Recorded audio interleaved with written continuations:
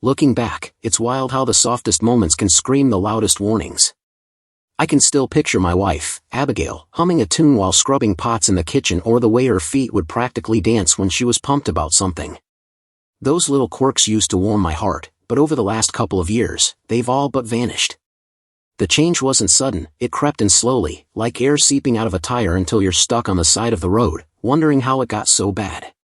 I've always been the guy who rolls up his sleeves to fix stuff, whether it's a busted carburetor, a dripping pipe, or a fraying marriage.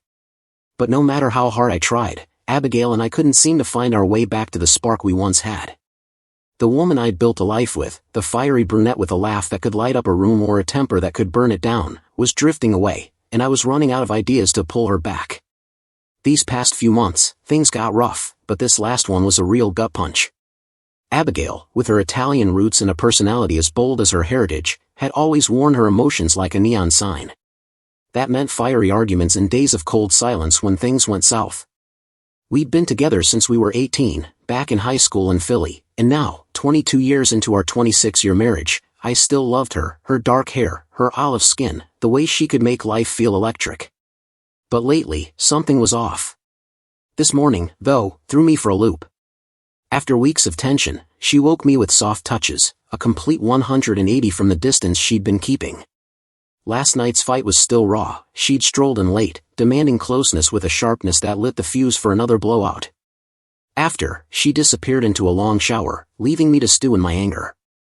These mood swings of hers weren't new, but the way they'd been dragging on was grinding me down.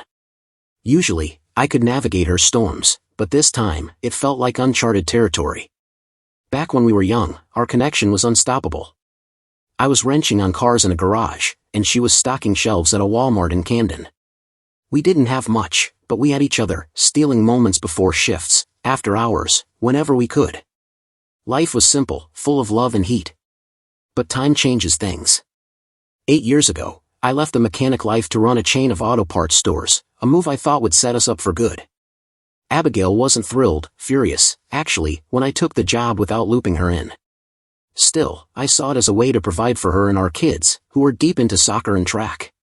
The gig came with a flexible schedule but brutal hours, eating up evenings and weekends. Abigail bristled at the steady but unglamorous paycheck, and my promises that things would get better didn't calm her doubts. Over time, her frustration festered, and the gap between us widened. 2 years ago, I started noticing a shift in her. She got snappier, her temper like a blade, her words sometimes slicing deep. When I tried to talk it out, we'd see a brief thaw, but the chill always crept back. Meanwhile, the business was booming. We'd grown to 3 stores, and I was proud of what I'd built. But success came at a cost. Our home turned into a battleground, not a refuge. Abigail, now running the front desk at a dental office in Trenton, seemed buried under her job stress. When I asked what was wrong, she'd either clam up or snap, leaving me grasping for answers. This morning's unexpected warmth stirred something in me. As I stood under the shower, her words from earlier, "I love how you handle it," echoed in my head. She'd said it before, but today, it landed differently, almost empty. I couldn't shake the unease, even as I tried to savor the rare moment of closeness. Our lives had gotten so knotted up in work, kids, and unspoken grudges that even small gestures felt heavy. I got dressed and went through my day, thinking about the Abigail I fell for and the one I was living with now. Deep down, we were both carrying the weight of our choices and the years that shaped us. That morning's fleeting connection reminded me of what we used to have, but a nagging doubt kept me from ignoring the cracks splitting us apart. By the weekend, things slid back into an unsettling routine. Abigail's sharp mood hung around, her temper hotter than ever. Friday night, she came home late again, demanding closeness with that same commanding tone, only this time, it was even more intense. When she flat out said, "I need you to take care of me," I lost it.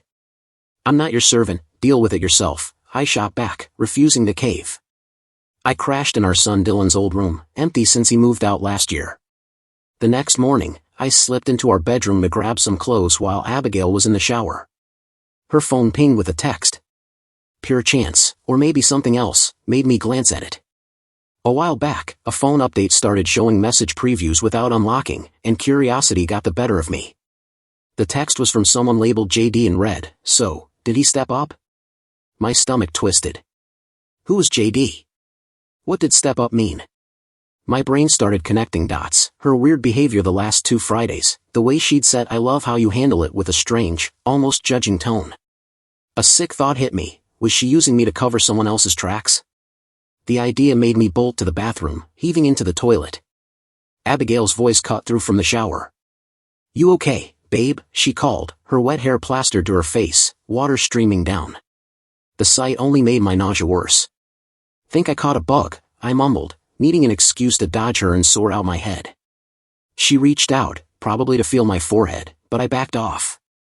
"Stay back, I don't want you getting sick," I said, retreating to Dylan's room, pretending to be ill while my mind spiraled. I lay there, replaying the last few months, even the past 2 years. Had she stepped out on me? The thought was like a knife, twisting deeper with every unanswered question. The suspicion ate at me like rust on old steel. My high school sweetheart, my wife of over 2 decades, was she still mine? I needed answers, but more than that, I needed proof. That afternoon, I hatched a plan. I didn't have her phone password, but I'd find a way to dig up the truth. Luck swung my way fast. While Abigail was chopping vegetables in the kitchen later that day, her phone lit up with another text. I sneaked a glance, another message from JD. It read, "Booked us a spot for Wednesday afternoon." My chest tightened. What kind of spot? A hotel? Afternoon dinner reservations aren't a thing. My gut screamed this wasn't harmless. I decided to tail her on Wednesday, using my job's loose schedule to slip away unnoticed. For the next couple of days, I kept my distance from Abigail, leaning on the sick excuse to avoid her. Sharing a bed Monday and Tuesday was torture. Love can sour into bitterness faster than you'd think. On Wednesday, I ducked out of work at lunch and drove to her dental office in Trenton, parking on a quiet side street with a clear view of the lot. My stomach churned as I waited, nerves fraying. Hours dragged by with no sign of her, and doubt crept in. Was I losing it? Had I read it all wrong? At 2:30, her boss strolled out alone and drove off, making me question myself even more. But just as I was about to call it quits, Abigail stepped out. My pulse hammered, every instinct told me this wasn't innocent, and I was hell-bent on finding out. It all unraveled that afternoon. I followed her car, staying a few lengths back, as she drove not to some fancy hotel but to a run-down motel off the highway, the kind with rooms opening straight to the parking lot. I parked out of sight and watched her pull up next to a familiar car, her boss's. She sat in her car for a moment, then stepped out. I noticed her shirt was looser now, no bra underneath. She walked to a room, and as she reached the door, it swung open. There was her boss, standing in his boxers, ushering her in. I snapped photos with my phone until the door clicked shut. The truth hit like a sledgehammer: betrayal, disrespect, rage boiling inside me. I drove home, mind racing with what to do next. Our house, tucked on the edge of Philly, was my haven, especially the detached garage I'd turned into my workshop. It wasn't just a place to tinker, it was my sanctuary, rigged with a car lift, tools, and a small loft I called the bunkhouse 4 nights when Abigail and I clashed. I headed there now, hauling my clothes and essentials from the house to the garage. No way was I sleeping under the same roof as her anymore. When Abigail got home that evening, she turned on the charm, trying to coax me into bed again, clueless that I'd seen it all. I played along, biding my time. As she slipped out of her clothes, I sprawled on the bed, hiding my disgust. My brain kept replaying the motel scene. She climbed over, her touch like ice now, and murmured, "Take care of me, babe," just as I figured she would. Her eyes were shut, but mine stayed open. I reached for the nightstand, grabbing a condom. "What's that for?" she asked, startled. "Just being safe," I said coolly. "I don't know where you've been." Her face flushed crimson, and she erupted, spewing venom. "You're a nobody, a pathetic store manager who's too spineless to ask for a raise." I dressed in silence as she raged, her words proving what I'd already sensed: she had no respect for me. All my sacrifices, the years I'd poured into our family, meant nothing to her. When I was ready, I walked out without a word, heading to the bunkhouse. Minutes later, she stormed into the garage, yelling for me to face her. I ignored her, locking the door and shoving a workbench against it. Then I smelled it: gasoline. Peeking out, I saw flames licking up the garage walls. Abigail had set it ablaze. Panic hit, but I forced the door open and scrambled out a second-story window onto the roof. She stood in the yard, a twisted grin on her face as the fire spread. I leapt down, twisting my ankle on the driveway gravel, and crawled away as she charged, fists swinging. I shielded myself from her blows until the cops showed up. One called the fire department while another wrestled Abigail down as she screamed, "Burn, you bastard. Your precious bunkhouse is toast." The police split us up, taking statements. Abigail was cuffed for domestic violence, arson, and maybe even attempted murder. I later got a restraining order, keeping her 150 yards away from me, our home, and my work. She stayed locked up, waiting for her court date, while I started picking up the pieces. That night, I sat down with our kids, Brianna and Owen. Brianna, our youngest, wasn't shocked. She'd dealt with her mom's temper for years and gave me a tight hug. Owen, older and quieter, was livid but kept it bottled up. I apologized for the mess, promising them both I'd keep things steady. My kids were my anchor, the reason I'd busted my tail to build a solid life, and they were why I'd pushed through this hell. The following Monday, I met with a divorce lawyer in Philly to get the ball rolling.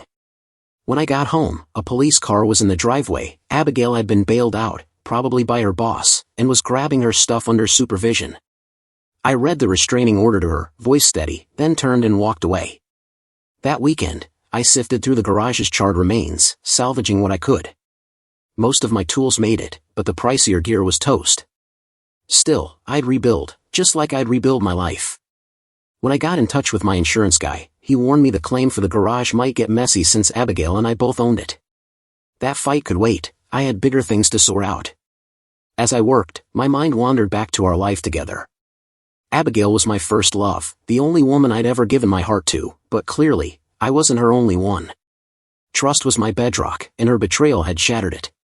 Forgiving her wasn't in the cards. I hold grudges, and this kind of disrespect was a deal breaker. Still, I needed to know, was her boss, Victor, the first? What pushed her to this? Was it my fault, or had Victor spun some story that made me look small in her eyes? Curiosity drove me to dig deeper. A quick online search turned up info on Victor Hayes. He'd been hired 2 years back to manage the dental chain's 3 offices in Scranton, letting the owner step back. That timing lined up with when Abigail started acting off. Victor, a divorced dad of 2, lived about an hour away in Allentown. His backstory only raised more questions. How long had this been going on? I decided to reach out to the company's owner, a guy I'd known for years. He used to bring his trucks to my old shop in Camden, and I respected his no-nonsense style. I added calling him to my Monday list. Sunday evening, Abigail called, her voice softer than I expected. "I'm so sorry, Ben, for everything, especially the fire," she started. "Can I come home?" I kept my tone flat. "No. There's a restraining order." She admitted her parents had bailed her out, but I cut her off. "Good for them. I'm done talking." She begged, claiming it was a one-time screw-up, but when I brought up seeing her with Victor at the motel, she went quiet, then tried to deny it. I hung up, not interested in her lies. Later that night, her dad showed up at my door. He'd been like a second father to me for over 25 years, a decent guy. "She said you fought, and you threw her out," he said, puzzled. "Half true," I replied, then laid out the fire in her cheating. His face fell, a mix of shock and hurt. "How long?" he asked quietly. "Not sure, but it's been off for 2 years, and the last 3 months were brutal," I told him. He left, crushed. A few hours later, he texted, "I'm sorry. Abigail must have come clean." Monday, I called the dental chain's owner. "Hate to drag you into this," I said, "but you should know why Abigail and I are splitting." I told him about her affair with Victor. He wasn't shocked, just disappointed, saying he'd had doubts about Victor from the start. "I'll handle it," he promised, thanking me for the tip. I asked him not to fire Abigail, explaining her job would affect the divorce settlement. He agreed, valuing her work. By Friday, Victor's week went from bad to worse. His car broke down, got towed, and when he finally rolled into work, the owner was waiting to can him for conduct unbecoming. Later, Abigail called, fuming. "What did you do?" she snapped. "Nothing," I said coolly. "Maybe we will stick to lawyers from now on." I ignored her follow-up calls and turned my attention elsewhere. Using what I'd learned about Victor, I reached out to his ex-wife, Laurel. She was eager to help, spilling her own gripes about him.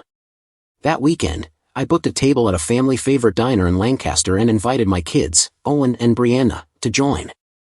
My goal was clear: Abigail and Victor needed to see that the family they'd tried to break wasn't going anywhere. Revenge wasn't just about settling scores, it was about taking back my life. Months later, as the divorce moved forward, I set up another dinner with Owen, Brianna, and a guest, Laurel, Victor's ex. We got there early, and when Laurel arrived, I introduced her to the kids. They were confused at first, but when I explained she was the ex-wife of the guy their mom had been with, their jaws dropped. Over burgers, Laurel shared her story: betrayal, a marriage falling apart, and how trust, once broken, can't be rebuilt. Her honesty hit home. By the end, Owen and Brianna were asking questions, sharing how they'd noticed their mom changing over the past year. It hurt to hear they'd suspected something long before I did, but it opened our eyes. After dinner, Laurel and I grabbed a drink at a nearby bar, talking and even hitting the dance floor for a bit. She invited me back to her place, but I passed. As much as the idea of a quick fling to stick it tempted me, I wasn't there yet. The next morning, we met for coffee at a local spot. A regular waitress noticed Abigail wasn't with me, and I could feel her judging eyes. Laurel and I just laughed it off, knowing word would reach Abigail. Sure enough, a few days later, Abigail called, livid about the dinner and coffee with Laurel. I reminded her she'd lost the right to question me when she broke our vows, and her anger only grew. Not long after, my lawyer told me Abigail had signed the divorce papers, probably after talking to her dad. Our first run-in after the split was at Brianna's graduation in Scranton. We steered clear of each other during the ceremony, but afterward, Abigail cornered me, tossing snide remarks about Laurel. I brushed them off, noticing how worn she looked, thinner, older, weighed down by her choices. She admitted Victor had skipped town after getting fired, struggling to find work, and left her behind. She swore she never loved him, but I wasn't buying it. "You didn't love me enough either," I said bluntly. Her eyes welled up, and her mom shot me a sympathetic look, but I walked away, done with the drama. The divorce wrapped up smoother than I expected. Abigail and I sold the house, split the small profit, and skipped alimony since our incomes were close. My kids stayed my focus. Owen and Brianna were why I'd worked so hard, and they were why I'd keep moving forward, no matter what. Brianna's college tuition was covered by a second mortgage, and Owen used his share to kickstart his own auto shop in Lancaster. Watching him hustle, so much like me in my younger days, filled me with pride. Abigail, meanwhile, faced the fallout of her choices. She pleaded guilty to arson, landing a suspended sentence with mandatory anger management and therapy. Over time, those seemed to help, but the chasm between us was too wide to cross. After the divorce was finalized, Abigail texted, asking to meet and talk. It caught me off guard, but I agreed. She suggested a diner in Scranton we used to love, a place tied to better days. For the first time in ages, I wondered if we might finally put this to rest. I got to the diner early and saw Abigail already at a booth, looking jittery but calmer than she'd been in months. We swapped polite hellos, ordered our food, and made small talk about nothing much. It wasn't until our plates were nearly cleared that she spoke up, her voice quiet, eyes glued to her coffee mug. She apologized, admitting she'd taken my sacrifices for our family for granted. She'd misread my focus on the kids as a lack of drive, she said, and therapy had shown her how she'd spiraled down a destructive path. Her regret felt real, and I appreciated her owning up to it, but the damage was done, no fixing what she'd broken. We hugged goodbye, and as I turned to leave, she made a flirty comment about old times. I let it slide, clear that door was bolted shut. On the drive home, I called Laurel, Victor's ex-wife. We'd gotten close over the months, connecting over our shared scars and frustrations. When I asked if she was free, she mentioned a short fling that had fizzled out, her honesty as refreshing as ever. We made plans to meet at her place in Allentown. Dinner at her house was easygoing, intimate, with her kids off at their dad's for the week. Before things heated up, I laid it all out. I told her this was part revenge, part me taking back my life, but I didn't want her to feel like a pawn. Laurel was upfront, too, saying she saw this as her own way of regaining control. We agreed this wasn't about forever, just what we both needed right now. What followed was intense. Laurel was bold, passionate, and free in a way I hadn't felt in years with Abigail. Afterward, as we caught our breath, she grinned, saying I seemed to know exactly what she wanted. We stayed up talking, laughing, her mix of grit and openness pulling me in. Still, I knew our bond was built on shared hurt, not the stuff of something permanent.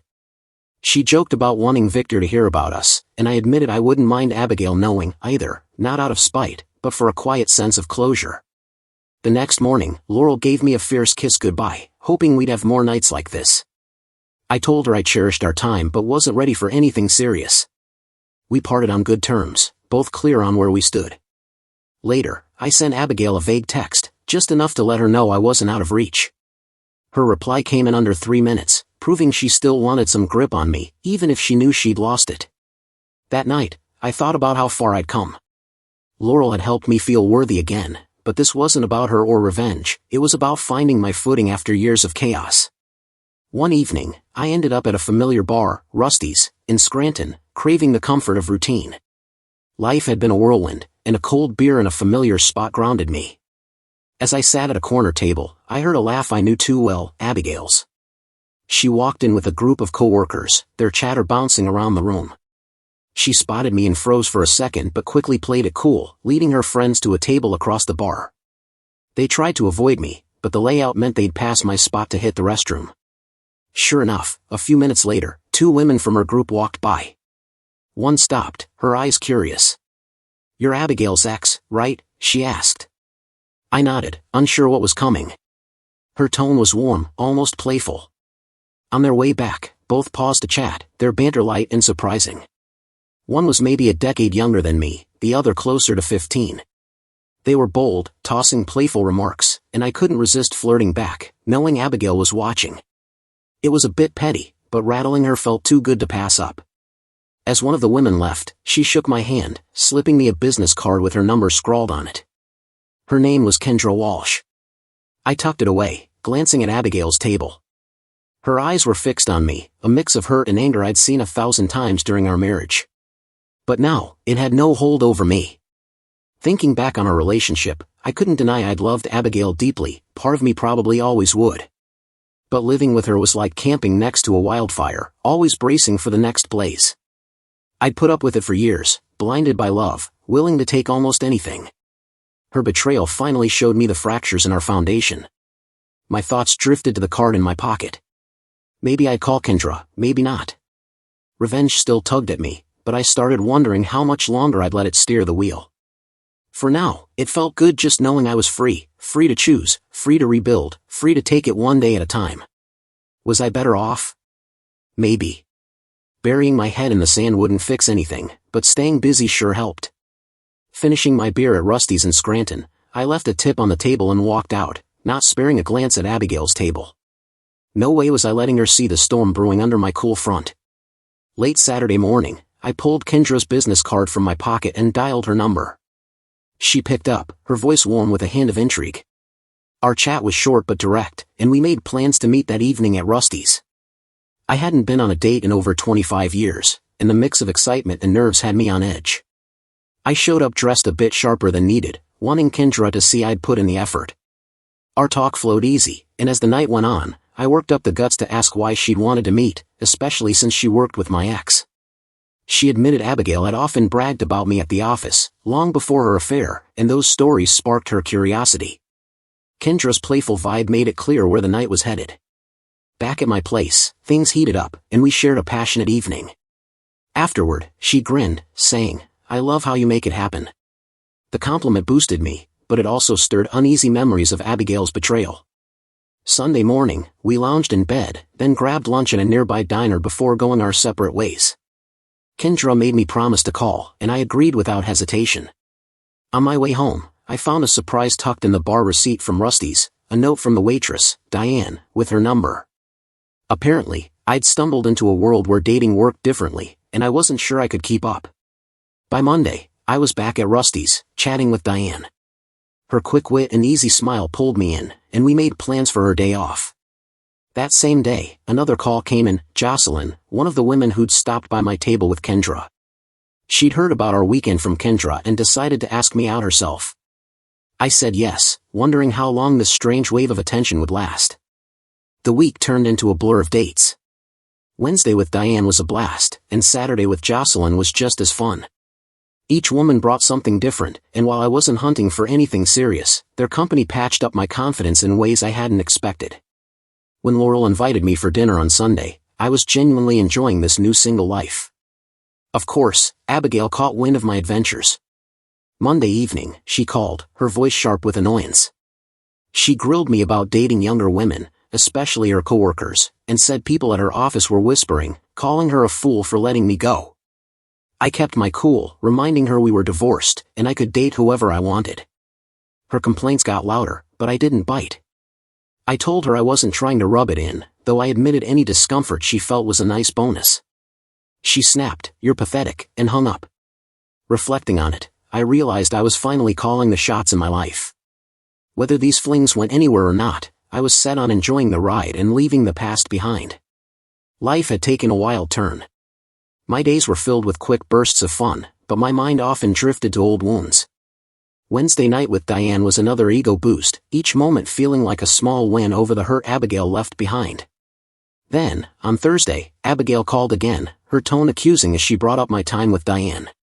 I stayed calm, pointing out she'd once griped about me dating younger women, so maybe Diane was a better fit. Her voice softened, tinged with regret, as she said, "I'll just tell them I messed up."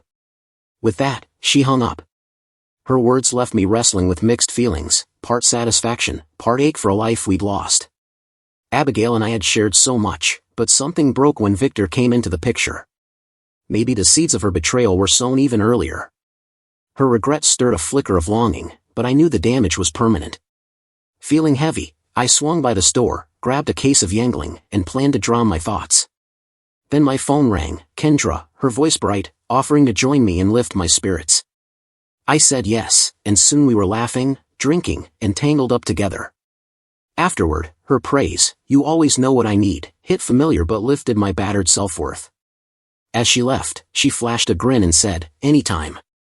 Over the next year, my circle of casual connections grew, Kendra, Jocelyn, Laurel, Diane. Each brought something unique, keeping my days lively and my confidence steady. I leaned into the variety of connections, each woman teaching me more about what they wanted, their compliments fueling my confidence. Abigail tried to jab at me early on, tossing out insults like "player," but her words bounced off me.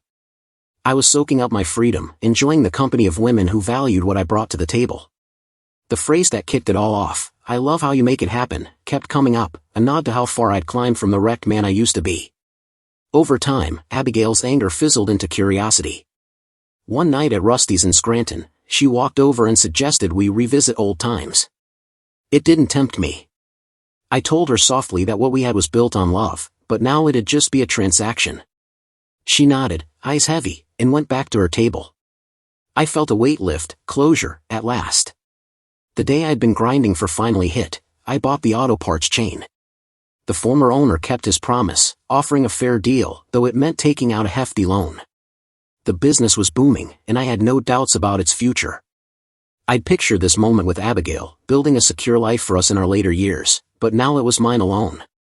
To mark the milestone, I decided to invite her to dinner.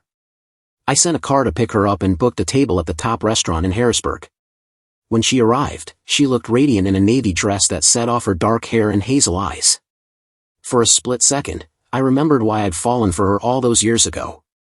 I stood, greeted her warmly, and complimented her look. She smiled, curious about the occasion, but I kept her guessing as we settled in.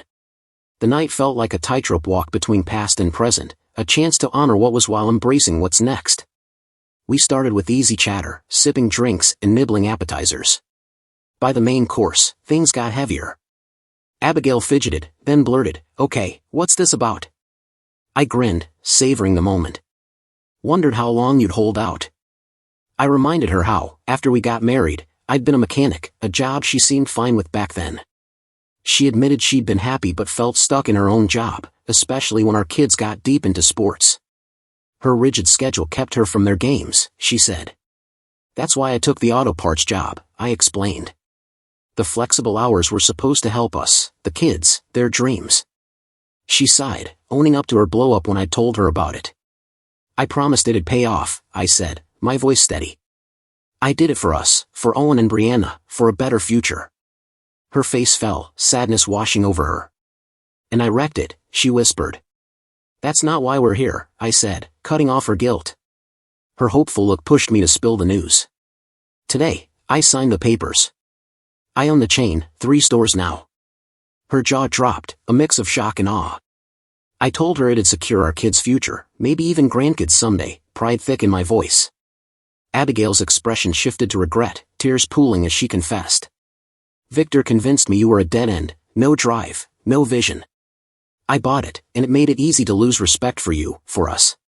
When he offered something better, I said yes. I ruined everything. Her voice cracked as she apologized. You were an amazing husband, an incredible dad, the best partner, and I threw it away. I'm so sorry, Ben.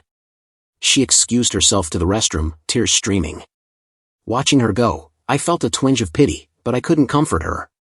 Her betrayal still stung, and opening that door again would only bring more pain. When she came back, composed but fragile, I stood, said the bill was covered, and offered to drive her home. The ride was silent, her soft sobs the only sound. At her apartment, she paused, inviting me in. We can't go back, I said gently but firmly. She nodded, eyes wet, and shut the door. The years after were a blur of work and casual flings. My reputation with women seemed to spread, and I enjoyed a steady stream of companions. I kept things safe, consensual, and no strings attached. Abigail and I stayed in touch, mostly about the kids. When Owen got engaged to Mallory Tate, a customer from his auto shop in Lancaster, our talks picked up. Owen, always cautious, held off committing until his business was solid, but his bond with Mallory was rock solid. They threw their engagement party in a rented hall at a Marriott in Harrisburg, a night that felt like a new chapter for all of us. I got to the Marriott in Harrisburg early to help Owen set up for his engagement party with Mallory. Abigail showed up as we were wrapping up, still turning heads after all these years. She sidled up to me by the drink station, her face soft with nostalgia. We never had an engagement party, Ben, she said quietly. Didn't need one, I replied. Everyone knew we were locked in. She smiled faintly. Remember how you proposed? Like it was yesterday, I said, a half-grin creeping in. Some things stick with you, no matter how long it's been. Being around Abigail at Owen and Mallory's party always stirred up old frustrations. Her sharp tone, laced with that familiar condescending edge, crept in when she suggested we play nice for the night, a throwback to our marriage that grated on me. Despite flashes of real regret, her old coldness and temper kept resurfacing, leaving me torn between pity and irritation. As the party hummed along, Owen and Mallory worked the room, their laughter blending with the chatter of guests. One voice cut through, though, Mallory's, calling for her mom. I turned and saw a woman in a light blue sundress that hugged her frame just right. Her chestnut hair and warm brown eyes grabbed my attention. Owen caught my stare and smirked, pulling me aside. Don't even think about it, he warned, chuckling. He explained that Mallory's mom, Vivian, was devout, skeptical of men after her husband's cheating, and not likely to give me the time of day. Still, Owen introduced us, and I couldn't help but notice Vivian's grace and quiet confidence as we swapped small talk. Then Abigail swooped in, cutting into the conversation like she always did, forcing herself into the moment. I stepped back, knowing I needed to keep things smooth with Vivian for now. Throughout the night, I mingled with guests, some ribbing me about my ladies' man reputation. A few chats were friendly, others clunky, but Abigail couldn't resist stirring the pot. At one point, she took a jab at me in front of a divorced guest, Denise, hinting I was some kind of womanizer. My patience snapped, and I steered Denise away, not because I was interested but to stick it to Abigail. Later, I got a moment alone with Vivian.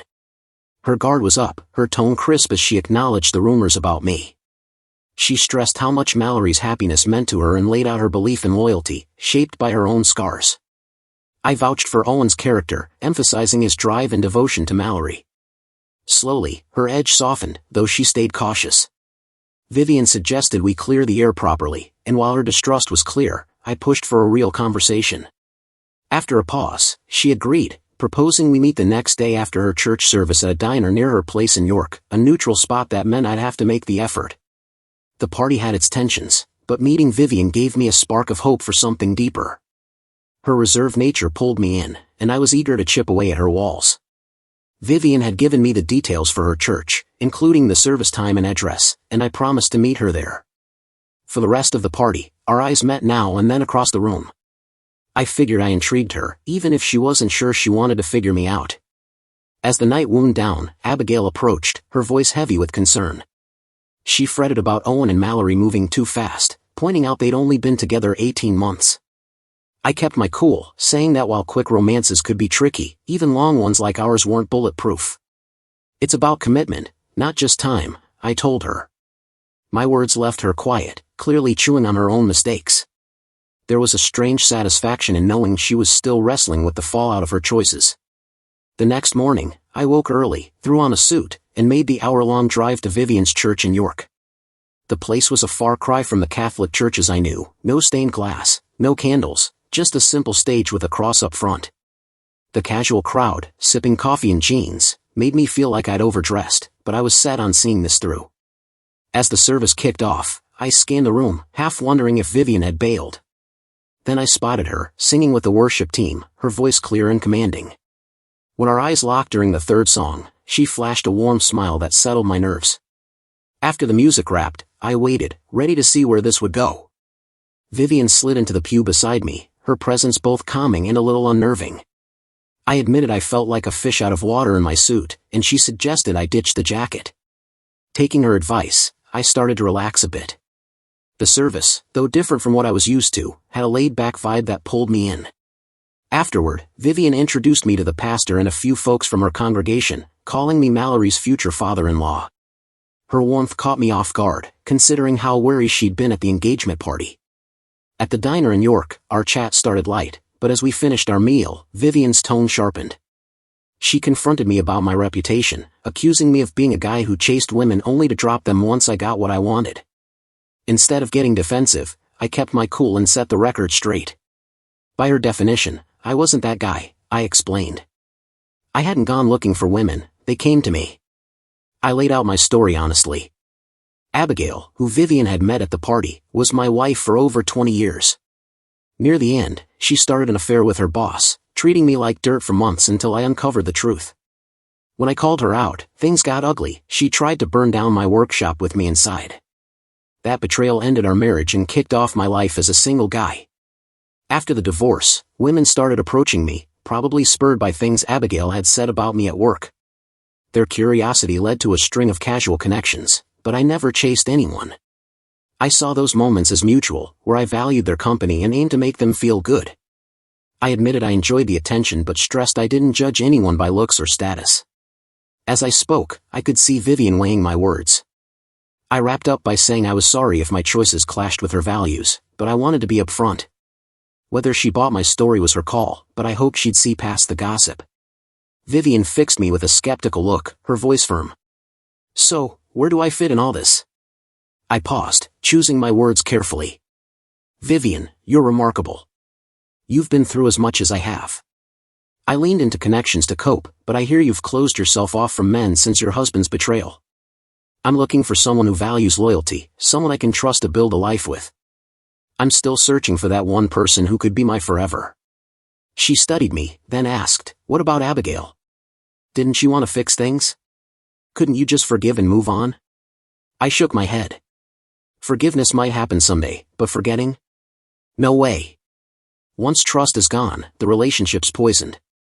You're always wondering where they are, who they're with. That doubt kills any chance of rebuilding. Vivian nodded, her tone softening as she shared her own story. Her ex wanted to pretend nothing happened, but she couldn't do it, not for him, not for herself. His betrayal crushed her confidence, and she wasn't ready to risk that pain again. I told her I got it. While I'd kept seeing women, I never let them get close emotionally. She saw the parallel but pushed further. Where do I fit in your world, Ben? I think we're both wrestling with trust, I said. But I'd love to take you out, get to know you, see if we could build something real. Her eyebrow arched. And these other women? If we spend more time together and it feels right, I replied, I'd commit to you, no one else. Vivian's face grew serious. She laid out her boundary, no physical intimacy until marriage. I nodded, sharing how Abigail and I had waited until our wedding night. Her tension eased, and she admitted she liked me, agreeing to see where things could go.